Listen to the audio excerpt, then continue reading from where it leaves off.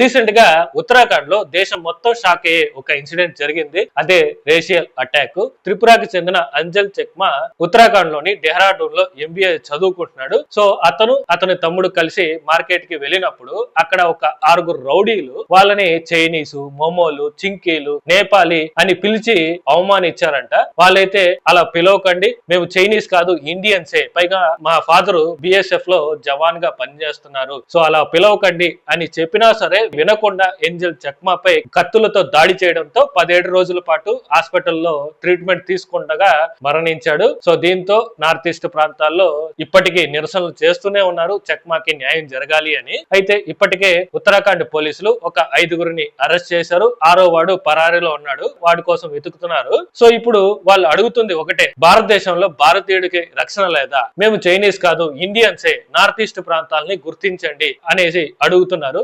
చూడు బాబు, జీవితంలో